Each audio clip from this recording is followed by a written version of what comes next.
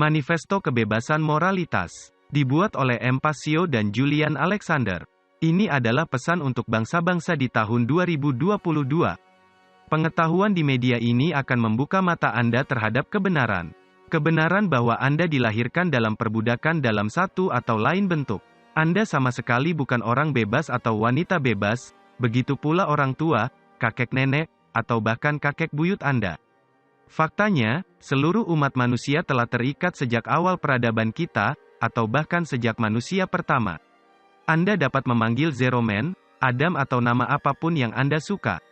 Melalui pertanyaan retoris, saya akan menyajikan materi ini kepada Anda, dan pada akhirnya, Anda akan tahu di mana Anda berdiri. Berani, pelajari materi ini dan semoga kekuatan alam semesta menyertai kita semua sampai setiap pria dan wanita benar-benar bebas di bumi ini. Apa artinya sebenarnya kata hukum moralitas? Moralitas berkaitan dengan prinsip-prinsip tentang perbedaan antara benar dan salah, atau perilaku baik dan buruk yang tidak merugikan manusia lain. Pengertian dari kata hukum adalah suatu keadaan yang ada yang bersifat mengikat dan tidak dapat diubah. Mengikat berarti memiliki akibat, yang tidak bisa lepas darinya. Tidak dapat diubah artinya tidak dapat diubah oleh apapun atau siapapun, tanpa memandang waktu dan tempat. Oleh karena itu, hukum moralitas adalah seperangkat kondisi universal, bukan buatan, mengikat dan tidak dapat diubah yang mengatur konsekuensi perilaku makhluk intelektual dengan kapasitas untuk melakukan tindakan berbahaya atau tidak berbahaya. Konsekuensi yang kita terima selalu bergantung pada apakah perilaku yang kita pilih itu bermoral atau tidak bermoral. Sementara kita semua memiliki kehendak bebas untuk memilih perilaku mana yang akan kita lakukan, kita tidak terisolasi dari konsekuensi moral dan amodal dari pilihan perilaku kita sebagai individu, sebagai masyarakat, sebagai bangsa dan sebagai komunitas global. Pengertian hukum kesusilaan bukanlah sistem kepercayaan, filsafat atau bahkan agama. Tetapi cara kerja hukum moralitas dapat ditemukan dan dipahami melalui efek yang dapat diamati, diukur, dan berulang di dunia kita, sama seperti hukum fisika alam lainnya.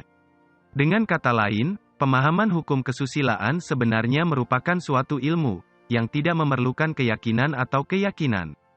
Percaya atau tidak percaya pada hukum-hukum ini sama sekali tidak relevan, karena hukum-hukum itu ada sebagaimana hukum fisika apapun, seperti gravitasi, termodinamika, elektrostatika, seperti yang biasa kita terima dalam kehidupan sehari-hari. Hukum moralitas juga dikenal sebagai hukum kosmis, hukum universal, hukum spiritual, hukum konsekuensi, aturan emas, hukum karma, dan banyak nama lainnya. Mengapa pemahaman hukum moralitas sangat penting? Pemahaman hukum moralitas sangat penting bagi manusia yang ingin hidup dalam kebebasan dan kedamaian bersama di planet bumi ini. Karena hukum moralitas memberikan konsekuensi dari pilihan perilaku seluruh masyarakat berdasarkan apakah perilaku mereka bermoral atau tidak bermoral, itu adalah kepentingan mendasar bagi manusia untuk mengetahui dengan pasti apa perbedaan antara perilaku yang benar dan perilaku yang salah sebenarnya. Apakah moralitas objektif atau subjektif? Perbedaan antara perilaku yang benar dan perilaku yang salah adalah objektif, artinya tidak didasarkan pada persepsi atau pendapat manusia, melainkan perbedaan perilaku yang ada di alam, murni terlepas dari persepsi atau opini subjektif manusia. Moralitas tidak berubah berdasarkan perasaan, agama, sistem kepercayaan, lokasi dan waktu atau preferensi dan keinginan hukum manusia. Hal-hal ini tidak ada hubungannya dengan moralitas sejati. Apa yang bermoral di satu tempat dan waktu adalah moral di semua tempat dan waktu. Dan apa yang tidak bermoral di satu tempat atau waktu, tidak bermoral di mana-mana dan kapan saja. Pengetahuan tentang perbedaan objektif antara perilaku yang benar dan yang salah ini disebut kesadaran. Sadar adalah pengetahuan tentang apakah perilaku tertentu yang dipermasalahkan menyebabkan atau tidak mencederai individu lain dan oleh karena itu apakah itu bermoral atau tidak bermoral. Masalahnya adalah kebanyakan orang tidak memiliki pengetahuan ini atau mereka sangat bingung tentang hal itu. Berperilaku dengan tindakan yang benar adalah bermoral dan berperilaku dengan tindakan yang salah adalah tidak bermoral. Namun pemahaman mendasar ini sering disalahpahami. Orang tidak bisa memutuskan apa itu moralitas. Moralitas didasarkan pada apakah suatu tindakan menimbulkan kerugian atau tidak bagi individu lain. Dinamika ini ada secara inheren di alam. hak untuk memilih, hak untuk melindungi diri sendiri dan hak atas kebebasan. Apa itu relativisme moral? Relativisme moral adalah keyakinan bahwa tidak ada perbedaan objektif antara perilaku yang benar dan yang salah. Relativis moral percaya bahwa moralitas itu relatif atau subjektif. Artinya, perilaku benar dan salah dapat berubah terhadap waktu dan lokasi, tergantung pada persepsi, pendapat, kesukaan, ketidaksukaan, keinginan dan/atau preferensi manusia. Relativisme moral adalah kepercayaan bahwa manusia dapat secara sewenang-wenang memutuskan sendiri apa itu benar dan salah. Dan agar mereka menjadi wasit dari perilaku moral dan maksiat berdasarkan suka dan tidak suka mereka pada waktu atau tempat tertentu. Sangat penting bagi umat manusia untuk menyadari bahwa moralitas itu objektif bukan subjektif seperti yang diyakini orang, dan itu pasti tidak didasarkan pada persepsi atau opini manusia. Jelas ada perbedaan objektif dalam sifat antara perilaku bermoral dan tidak bermoral. Karena perilaku moral tidak memicu kerusakan pada manusia lain, sedangkan perilaku tidak bermoral justru memicu kerusakan pada manusia lain. Dinamika ini ada di dalam dan melekat pada alam. Prevalensi relativisme moral dalam masyarakat manusia saat ini adalah salah satu faktor utama yang memantapkan perbudakan dalam satu atau lain bentuk, seperti kondisi manusia saat ini. Karena menyelaraskan perilaku manusia dengan hukum moralitas bergantung pada mengetahui perbedaan objektif antara perilaku yang benar dan yang salah. Jika sebagian besar anggota masyarakat menerima bahwa tidak ada kebenaran mengenai perbedaan objektif tersebut, maka masyarakat tidak akan pernah dapat secara konsisten berperilaku secara moral dan oleh karena itu, mereka tidak akan pernah bisa benar-benar bebas sebagai masyarakat. Kebebasan sejati tidak akan pernah ada dalam masyarakat yang menganut relativisme moral. Sebuah masyarakat di mana orang percaya bahwa tidak ada perbedaan objektif antara perilaku yang benar dan yang salah. Mengetahui perbedaan objektif antara yang benar dan yang salah dan kemudian dengan sengaja memilih tindakan yang benar atas tindakan yang salah adalah landasan dasar bagi perwujudan kondisi kebebasan.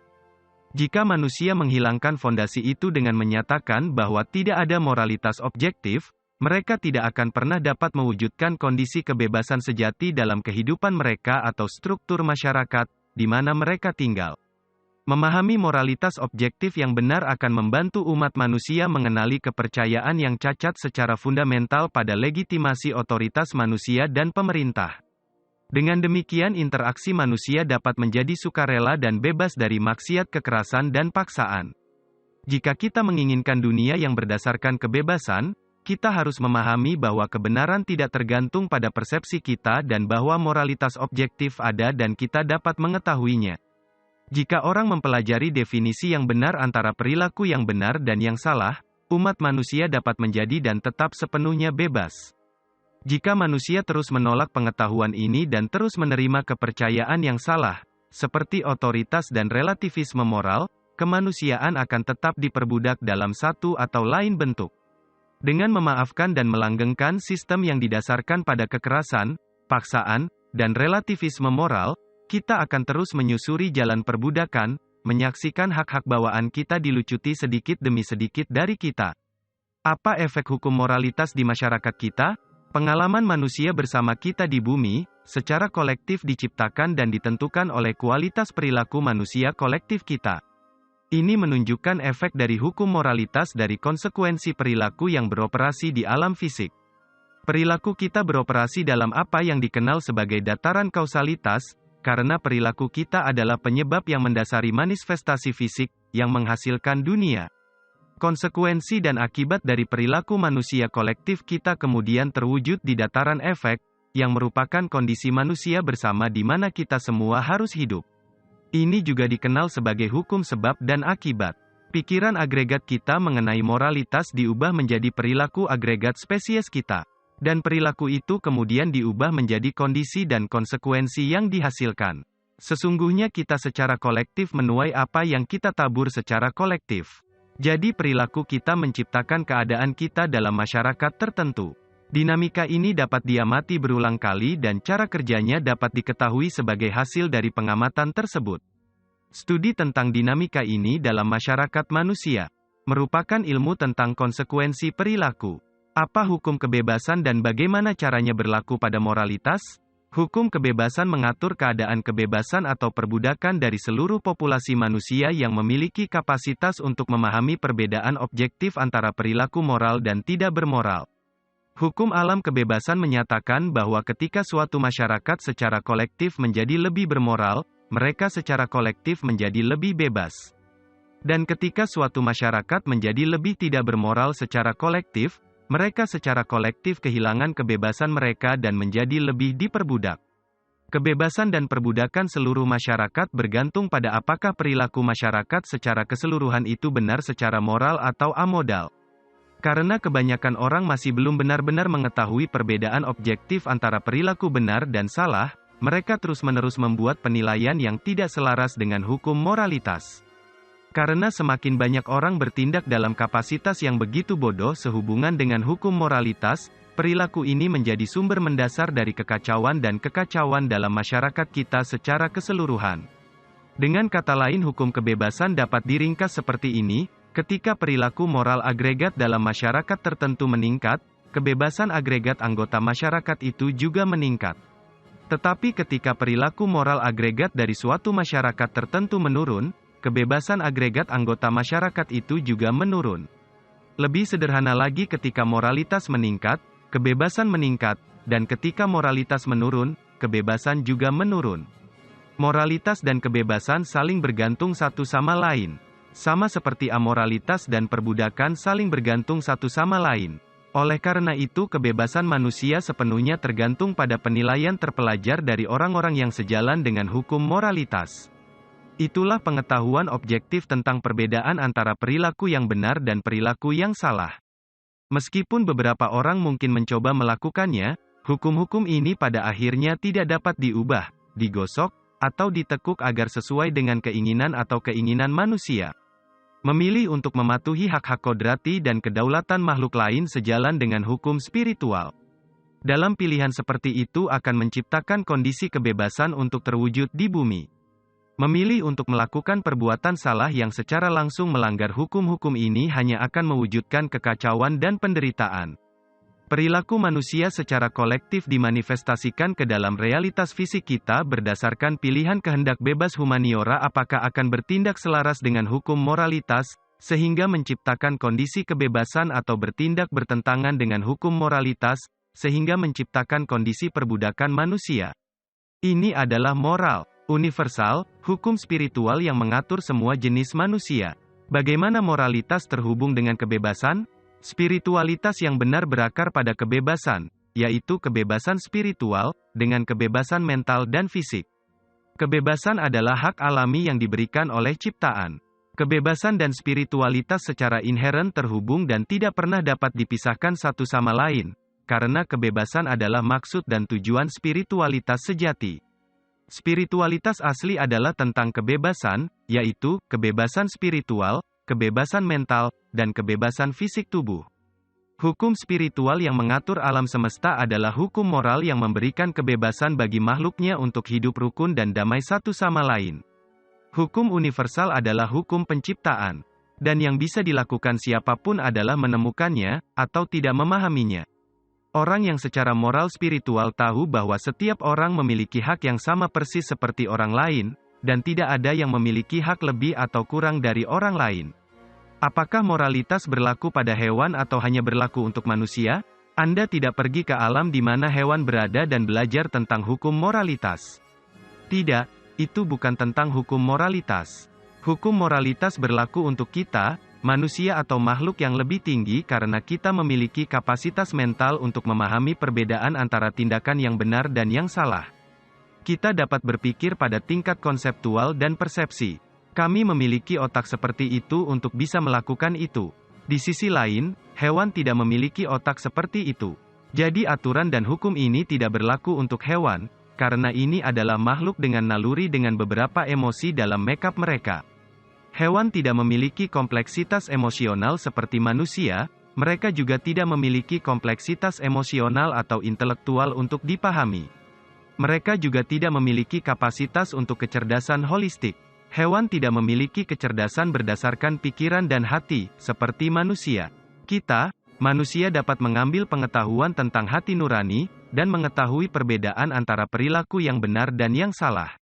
Setelah Anda memiliki kapasitas untuk hati nurani yang benar, dan karena Anda memiliki otak untuk memahami mengapa suatu perilaku itu benar atau salah, maka hukum moralitas berlaku untuk Anda, dan semua makhluk di alam semesta yang lebih besar, dengan kecerdasan holistik. Apa definisi hak asasi manusia? Hak asasi manusia adalah tindakan yang tidak menimbulkan kerugian bagi manusia lain. Kebanyakan manusia tidak dapat dengan tepat memberikan definisi sederhana itu ketika ditanya.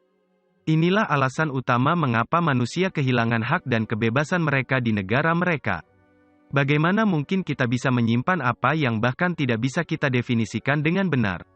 Suatu hak harus didefinisikan terlebih dahulu dalam negatif. Ini berarti bahwa kita dapat sampai pada pemahaman tentang jumlah hak yang tidak terbatas yang kita miliki, dan dengan demikian dengan mengetahui tindakan yang bukan hak, tindakan yang merupakan perbuatan salah. Perilaku yang menyebabkan kerusakan pada manusia lain. Daftar perilaku berbahaya ini meliputi pembunuhan, penyerangan, pemerkosaan, pencurian, masuk tanpa izin, pemaksaan, dan kebohongan yang berbahaya. Jika kita menganalisis masing-masing dari 7 perbuatan salah ini, kita dapat menemukan bahwa itu semua adalah variasi pencurian dalam satu atau lain bentuk. Pembunuhan adalah pencurian kehidupan, yang bukan hak kita untuk mengambilnya. Penyerangan adalah pencurian kesejahteraan orang lain. Pemerkosaan adalah pencurian kehendak bebas dari asosiasi seksual. Pencurian adalah mengambil barang milik seseorang.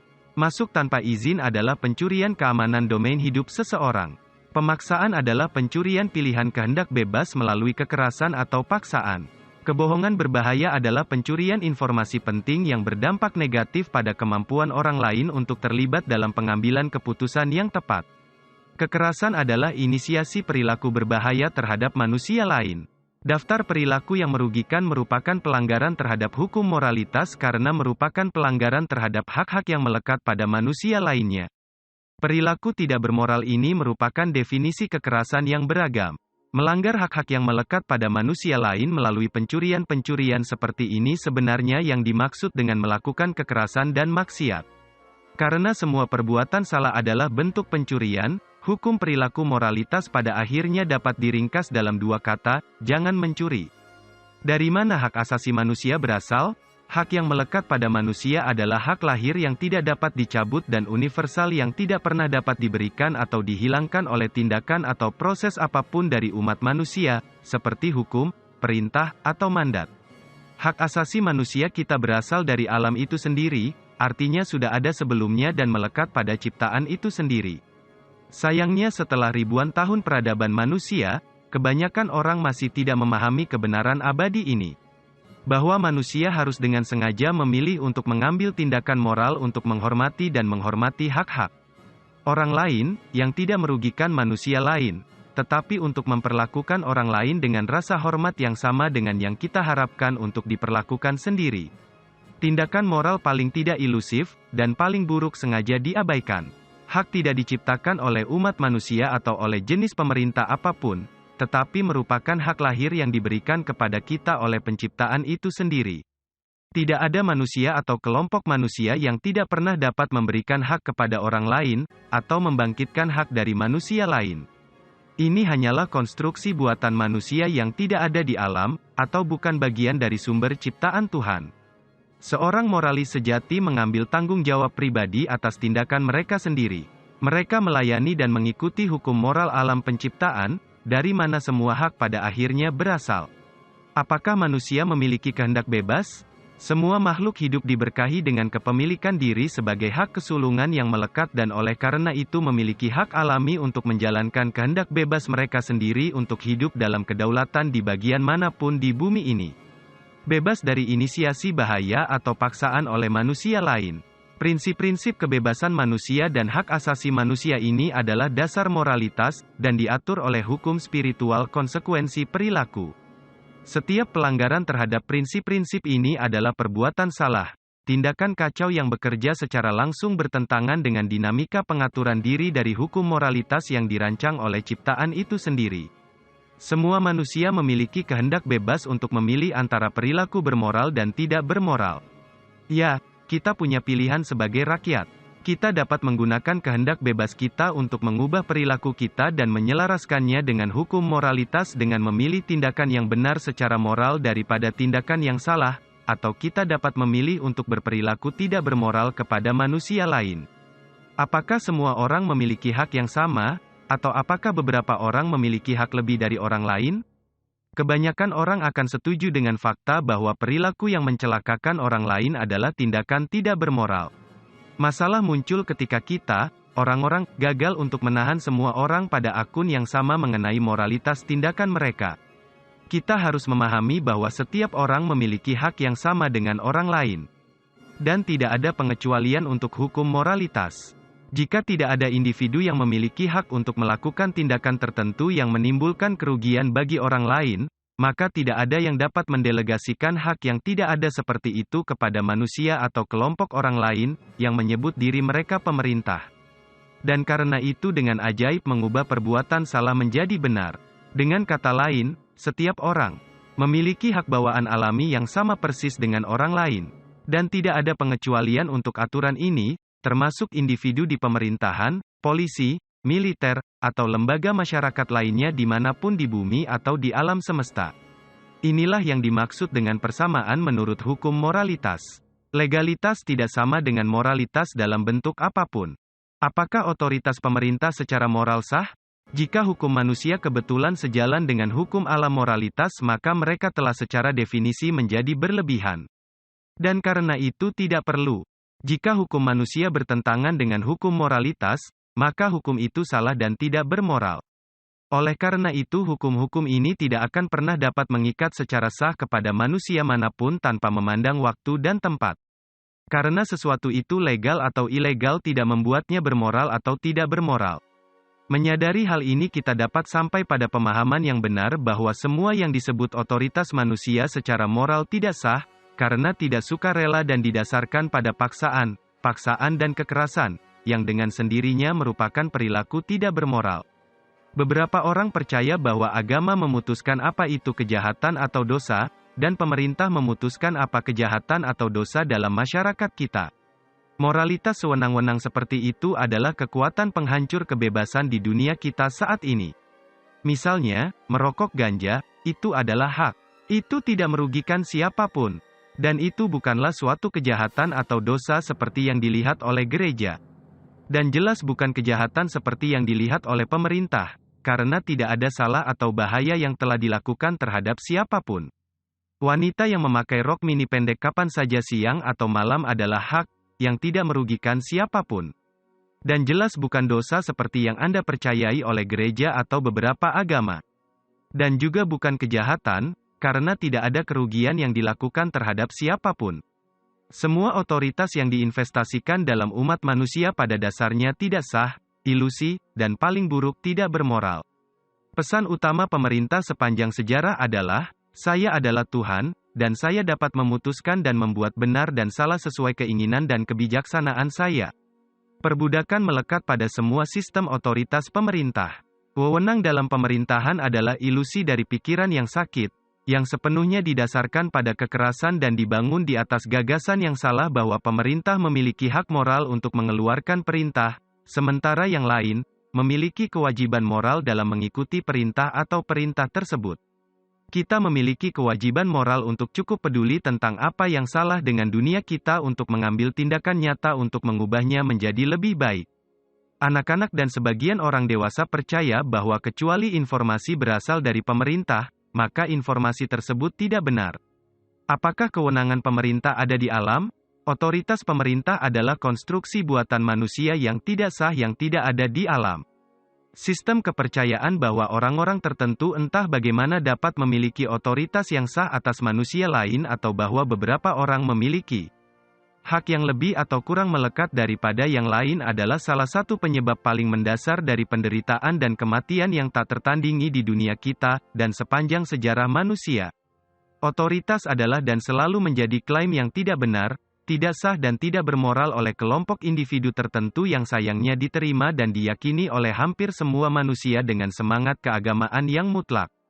Apa yang disebut pendelegasian wewenang kepada politisi, polisi, dan militer secara inheren tidak sah secara moral. Ini sebenarnya tidak bisa dilakukan di alam karena tidak mungkin memberikan atau mendelegasikan hak kepada orang lain.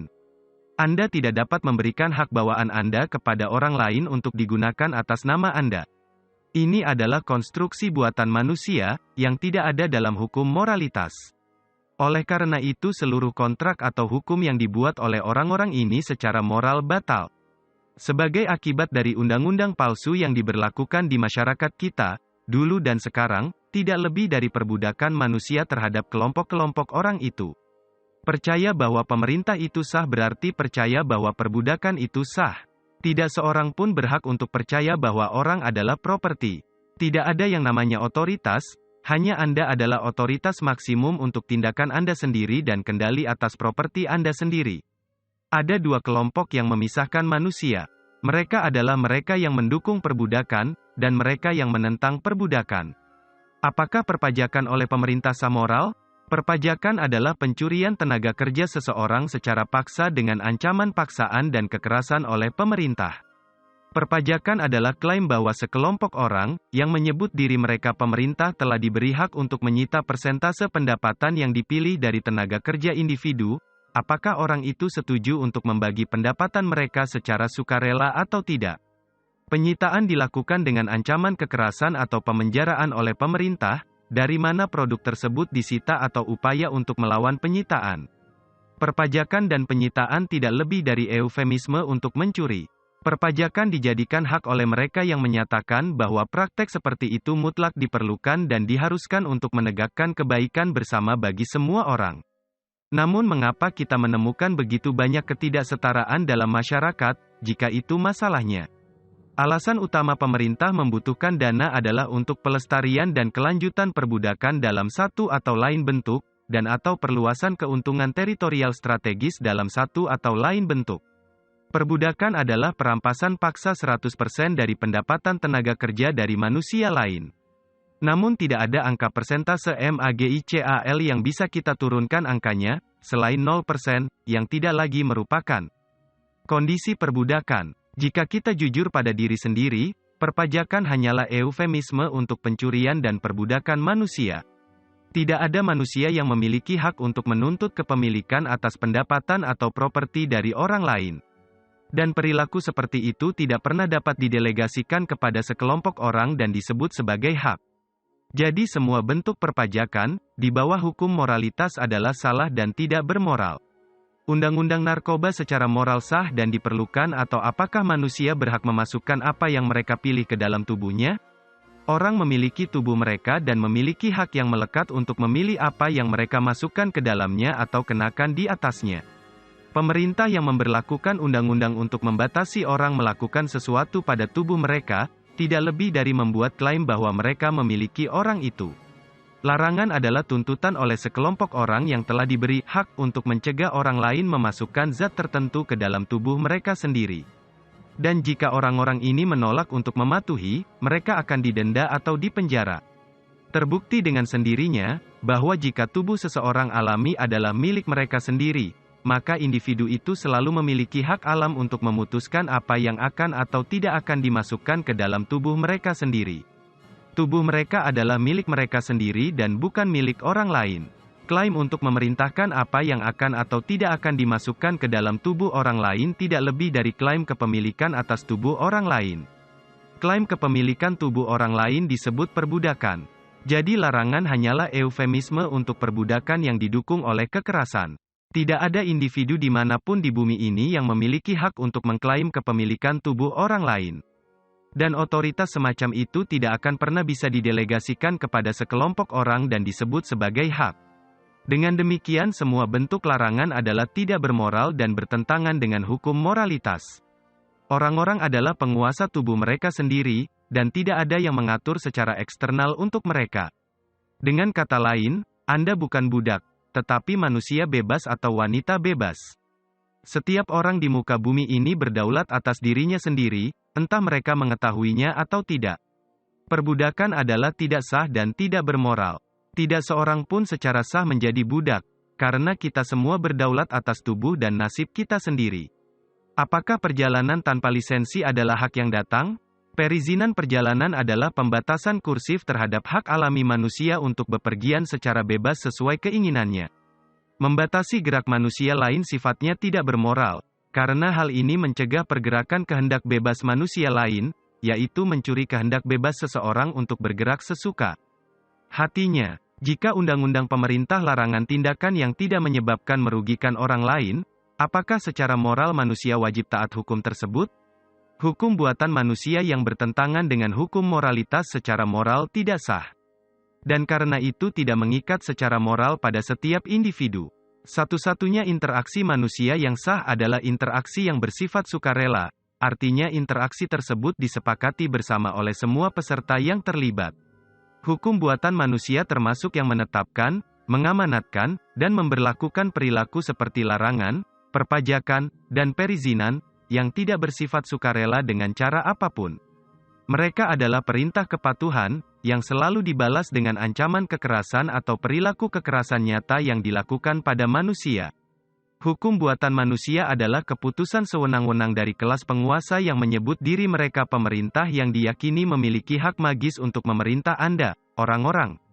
Subjek mereka, orang-orang yang hidup di bawah yurisdiksi mereka diyakini memiliki kewajiban moral untuk mematuhi hukum dan mandat yang ditetapkan oleh kelas penguasa di yurisdiksi ini. Memahami bahwa sistem semacam itu sepenuhnya didasarkan pada pemaksaan, kekerasan dan paksaan untuk membawa perilaku manusia sesuai dengan kehendak kelas penguasa yang mendominasi di yurisdiksi tertentu itu. Kita dapat sampai pada kebenaran yang tak tergoyahkan bahwa istilah pemerintah hanyalah eufemisme untuk perbudakan. Dan itulah sebenarnya kondisi manusia, yaitu perbudakan. Perbudakan bisa ada dalam bentuk terselubung di mana manipulasi mental digunakan untuk melegitimasi atau membenarkan tekanan atau paksaan dan kekerasan yang digunakan untuk melanggengkan perilaku dan kondisi tidak bermoral di mana orang-orang diperlakukan secara tidak adil. Apakah kekerasan menjadi hak ketika pemerintah melakukannya? Tidak. Mereka yang percaya bahwa otoritas itu perlu dan harus dilanjutkan, telah dibodohi dengan percaya bahwa perbudakan manusia itu perlu dan harus berlanjut untuk mencegah kekacauan. Segala bentuk kekerasan dan perbudakan tidak dapat mencegah terjadinya kekacauan, karena kekerasan dan perbudakan adalah kekacauan itu sendiri. Kondisi perbudakan manusia yang terus berlanjut selama berabad-abad dan dipertahankan oleh kelas penguasa adalah dengan memanipulasi orang ke dalam keadaan ketidaktahuan dan kebingungan mengenai perbedaan aktual antara perilaku moral dan immoral. Otoritas didasarkan pada ilusi dan kepalsuan bahwa beberapa adalah tuan, yang dapat mengatur perintah, yang sebagian besar waktu, tidak didasarkan pada moralitas, tetapi ditegakkan dengan kekerasan dan paksaan. Dan rakyat mereka, budak mereka memiliki kewajiban moral untuk mematuhi perintah yang ditetapkan oleh pihak berwenang. Kapanpun, kepercayaan dan kepatuhan pada otoritas menggantikan kesetiaan pada moralitas dalam skala massal, seluruh populasi berakhir di penjara yang dibuatnya sendiri dalam masyarakat mereka. Apakah mengikuti perintah untuk melakukan tindakan masyarakat yang dibenarkan pemerintah? Saya hanya mengikuti perintah, tidak pernah menjadi alasan atau pembenaran yang sah untuk perilaku tidak bermoral atau kriminal. Upaya LAME untuk melepaskan tanggung jawab pribadi harus pernah diterima sebagai alasan yang sah untuk perilaku seperti itu. Pengikut perintah memikul tanggung jawab lebih banyak daripada pemberi perintah, karena pengikut perintah adalah orang yang sebenarnya yang melakukan tindakan, membawa kerugian ke dalam manifestasi manusia lain. Mengikuti perintah adalah jalan menuju setiap kejahatan dan kekacauan di dunia kita. Seharusnya tidak pernah dilihat sebagai kebajikan oleh siapapun yang menganggap diri mereka sebagai manusia yang bermoral. Pengikut tatanan pada akhirnya bertanggung jawab dan bersalah secara moral atas setiap bentuk perbudakan dan kejahatan terhadap kemanusiaan sepanjang sejarah dan setiap rezim totaliter yang pernah ada di muka bumi.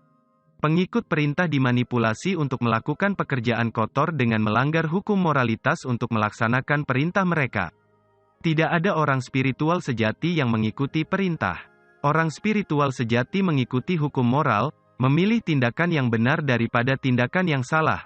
Mereka mengikuti hati nurani, bukan perintah. Untuk menjadi orang baik, Anda mengikuti hati nurani Anda, bukan perintah. Anda tahu perbedaan antara benar dan salah dan kemudian Anda menjalankan perilaku yang benar. Pengikut pesanan tidak melakukan itu, mereka mengikuti apa yang orang lain katakan untuk mereka lakukan. apakah itu benar secara moral atau salah secara moral, tidak ada bedanya bagi mereka. Untuk alasan itu, pengikut ketertiban melekatkan bagian terbesar dari kesalahan moral karena melanggar hukum moral di lokasi tertentu. Mengikuti perintah berarti melakukan apa yang diperintahkan kepada Anda, tanpa menilai sendiri apakah tindakan yang diperintahkan kepada Anda itu benar atau salah. Jika seorang individu mengikuti perintah bahwa individu tidak bisa menjalankan hati nurani, karena menurut definisi menjalankan hati nurani berarti bahwa seseorang dengan sengaja memilih untuk dirinya sendiri tindakan benar daripada tindakan salah. Pengikut tatanan yang menjunjung tinggi kepercayaan pada pemerintah sebenarnya adalah pengkhianat umat manusia, disadari atau tidak, karena mereka menganjurkan sistem kepercayaan yang sangat merusak kebebasan manusia. Apa kualitas mereka yang benar-benar cinta negerinya? Mereka adalah orang-orang yang membela kebebasan dan menentang tirani dalam bentuk dan bentuk apapun. Mereka adalah orang-orang yang cukup mencintai negara mereka untuk berdiri melawan perbudakan dalam bentuk apapun di tempat kerja di negara mereka. Dan siapa yang menyebut perilaku tidak bermoral dari pemerintah dan menceritakannya dengan tepat? Pejuang kebebasan sejati sepenuhnya menolak kepercayaan pada otoritas tidak bermoral, dan mereka menolak memiliki kelas penguasa atau struktur kekuasaan terpusat yang memerintah mereka sebagai budak dalam bentuk apapun. Pejuang kemerdekaan memahami kebenaran bahwa tidak ada manusia yang dapat secara sah memerintah atas orang lain. Mereka menentang segala bentuk pemerintahan karena ini bertentangan dengan hukum moralitas, memperbudak orang dan memandang mereka serta memperlakukan mereka sebagai properti mereka. Militer dan polisi modern tidak boleh disamakan dengan pejuang kemerdekaan. Militer tidak berjuang untuk kebebasan. Mereka berjuang untuk kekaisaran atau dominasi regional strategis untuk tuan mereka di yurisdiksi tertentu. Militer dan polisi juga bukan pelindung masyarakat bebas, tetapi mereka adalah penegak beberapa jenis perbudakan oleh kelas penguasa suatu negara. Jangan salah mengartikan negara yang berarti tanah dan orang-orang yang tinggal di atasnya, dengan pemerintah tertentu yang sedang mengontrol dan menegakkan amoralitas di negara itu. Apakah manusia memiliki hak untuk membela dirinya melawan agresi? Asas non-agresi adalah salah satu asas utama hukum moralitas. Prinsip ini berarti bahwa secara moral adalah salah untuk memulai agresi atau kekerasan terhadap manusia lain, atau makhluk hidup apapun dalam hal ini. Ini membawa kita ke prinsip penting lainnya dari hukum moralitas, prinsip pertahanan diri. Individu selalu memiliki hak alami untuk menggunakan kekuatan fisik untuk membela diri dari tindakan kekerasan yang dilakukan terhadap mereka. Pembelaan diri tidak dan tidak boleh dianggap sebagai kekerasan, atau tidak bermoral. Pembelaan diri terhadap kekerasan adalah hak yang melekat pada semua manusia. Ini adalah prinsip yang tidak dapat diubah, melampaui ruang dan waktu. Ketika seseorang melanggar hukum moralitas melalui kekerasan, kita selalu memiliki hak untuk membela diri dengan kekuatan apapun yang dibutuhkan untuk menghentikan agresi, hingga dan termasuk kekuatan mati. Di alam, orang memiliki hak untuk menggunakan kekuatan mematikan ketika mereka berada dalam situasi di mana mereka harus membela diri atau mereka akan mati. Kebanyakan orang takut akan kebebasan sejati karena kebebasan itu menyiratkan dan membawa tanggung jawab pribadi total, yang tidak diinginkan oleh sebagian besar manusia, dan yang akan mereka coba hindari dengan cara apapun. Kematangan emosional membutuhkan pemahaman yang berkembang tentang pertahanan diri. Namun, ketakutan hampir selalu berasal dari ketidaktahuan. Karena orang tidak tahu bagaimana menggunakan senjata untuk melindungi diri mereka sendiri, mereka secara tidak rasional takut bahwa semua senjata akan membahayakan mereka. Karena orang-orang ini hanya bereaksi dengan rasa takut, mereka bersikeras bahwa semua orang harus kehilangan hak alami mereka untuk membela diri, hanya agar mereka diizinkan untuk tidak takut. Ini adalah mentalitas anak yang belum dewasa dan ketakutan, paling buruk adalah membela hak orang lain untuk membela diri. Pemerintah terlalu senang untuk masuk dan menjadi bagi orang-orang ini, orang tua proksi, mereka untuk mentalitas seperti anak-anak seperti itu. Seseorang harus mengembangkan cukup cinta diri untuk tidak diinjak. Untuk mengatakan, saya tidak akan diperbudak, Anda tidak akan mengambil hidup saya tanpa konsekuensi yang berat, Anda mungkin dapat mengambil hidup saya, tetapi Anda tidak akan mengambil hak dan kebebasan saya, yang telah diberikan kepada saya oleh penciptaan, orang-orang sangat takut akan tanggung jawab yang mungkin mereka perlukan untuk membunuh manusia lain dalam diri mereka sendiri, pertahanan untuk menjaga diri mereka tetap hidup.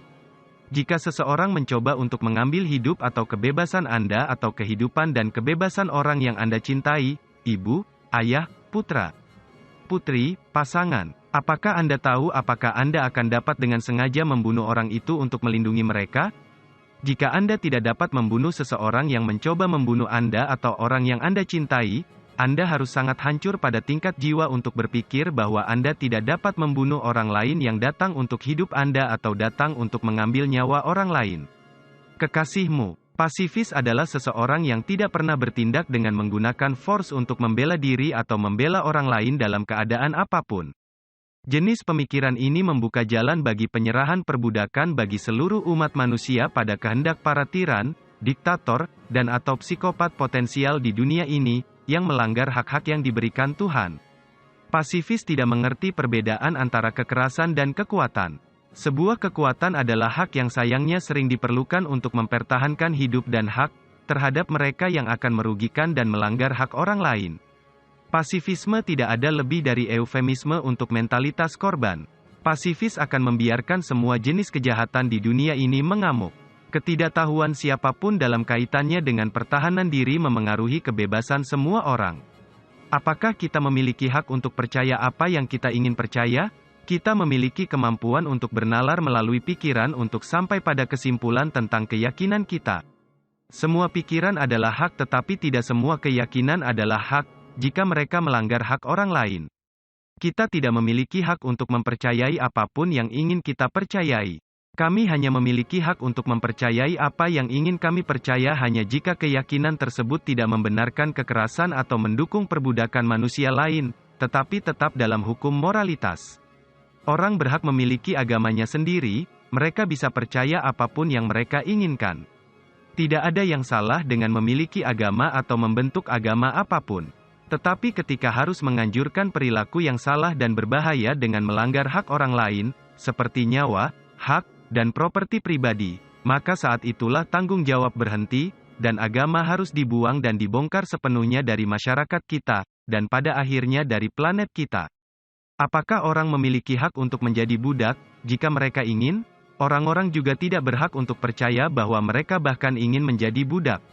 Itu bukan hak. Orang tidak memiliki hak di bawah ciptaan untuk menerima perbudakan, karena itu adalah penolakan atas karunia kebebasan yang diberikan kepada mereka oleh ciptaan itu sendiri. Dan karena itu berpotensi merugikan dan menempatkan manusia lain dalam bahaya kehilangan kehendak bebas dan kebebasan mereka kepada orang lain yang telah mengambil orang sebagai budak dalam satu atau lain bentuk. Kita harus mengakui hukum satu, yaitu bahwa kita semua saling terhubung. Bahwa setiap orang menderita ketika ada yang menderita di bawah tirani, dan perbudakan dimanapun di planet ini.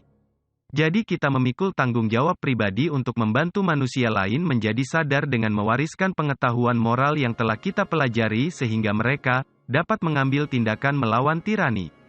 Apakah kita memiliki hak untuk APATETIK terhadap apa yang kita inginkan? Kita tidak memiliki hak untuk bersikap apatis terhadap apapun yang kita inginkan.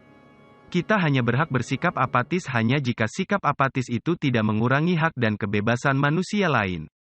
Dengan kata lain, bukan hak untuk tidak mempedulikan kondisi perbudakan manusia, karena itu menempatkan manusia lain dalam bahaya potensi perbudakan dan tirani. Apakah kita memiliki hak untuk tetap diam tentang apa yang kita inginkan? Kami hanya memiliki hak untuk diam tentang apapun yang kami inginkan hanya jika keheningan itu tidak mengurangi hak dan kebebasan manusia lain.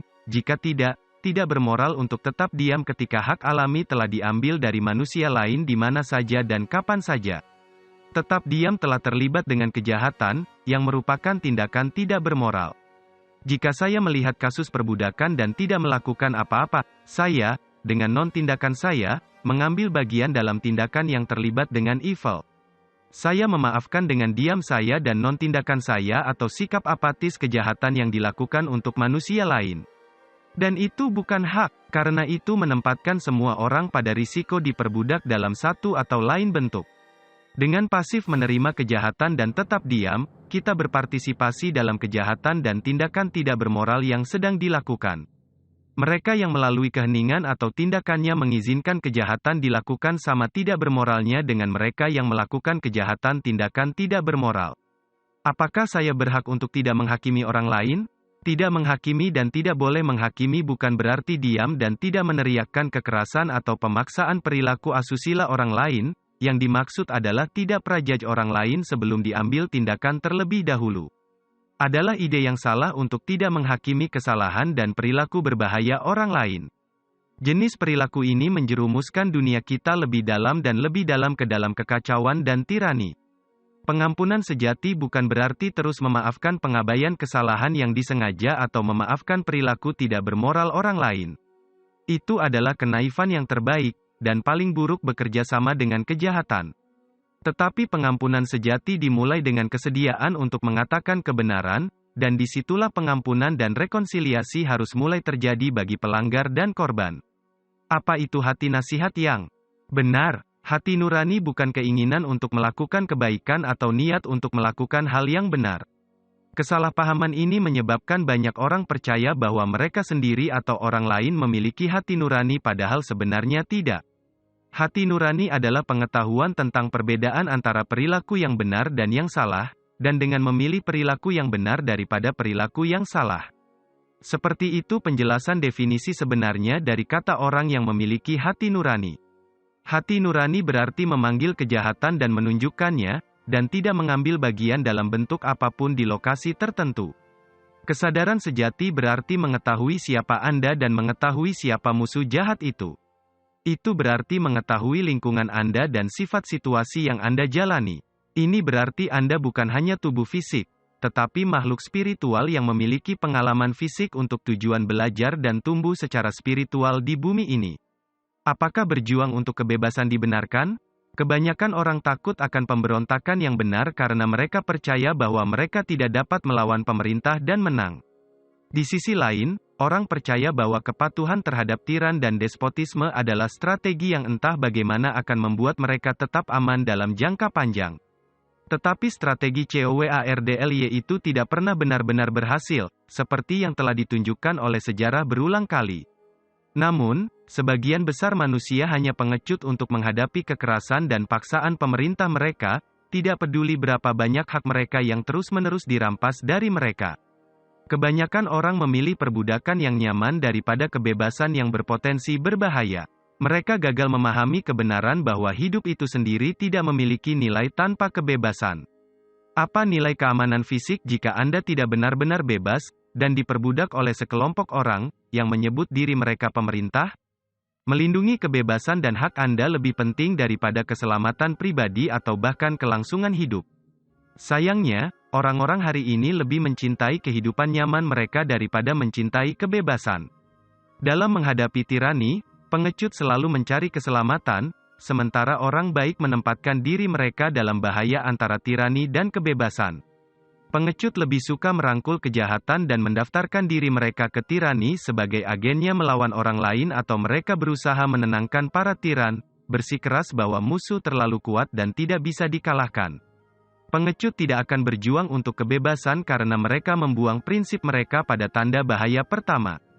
Pengecut melihat polisi militer dan angkatan bersenjata hari ini sebagai semacam monster yang tak terkalahkan, yang tidak akan pernah bisa mereka lawan. Pengecut akan selalu memilih untuk tetap pasif dan akibatnya mereka menjadi terlibat dalam tindakan jahat dan tidak bermoral. Orang-orang tidak mengerti bahwa ada hal yang lebih buruk dari kematian, dan itu adalah perbudakan itu sendiri. Pengecut selalu menjawab bahwa mereka tidak mungkin melawan kekuatan tirani karena mereka akan kalah. Seorang pembangkang sejati adalah seseorang yang menentang kondisi politik perbudakan yang mapan terlepas dari betapa berbahayanya hal itu dalam kaitannya dengan keselamatan fisik mereka, karena mereka memahami perbudakan selalu tidak bermoral dan tidak sah.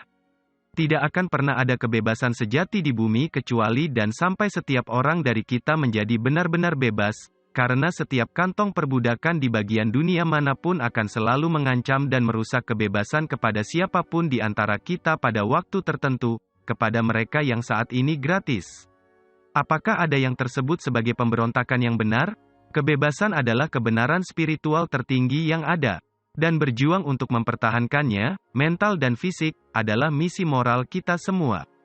Perlawanan terhadap kejahatan dalam bentuk apapun tidak sia-sia. Ini adalah jalan menuju keselarasan spiritual dengan hukum alam itu sendiri, karena kebebasan adalah hadiah gratis dari penciptaan itu sendiri. Ketika kita bangkit untuk mempertahankannya, kekuatan dan kekuatan alam semesta datang membantu kita, karena tujuan kita adil, dan lebih besar, dan selaras dengan ciptaan itu sendiri. Motivasi yang tepat untuk memerangi perbudakan adalah bahwa itu tidak bermoral bagi kemanusiaan, dan tidak boleh dibiarkan berlanjut di bagian manapun di planet ini, apapun biayanya. Pejuang kebebasan sejati tidak peduli apakah mereka akan mati dalam pertempuran fisik. Mereka tidak bertarung karena mereka hanya ingin bertahan hidup. Tidak, mereka bertarung karena mereka lebih suka bertarung dan mati daripada menerima perbudakan dan kejahatan dengan alternatifnya.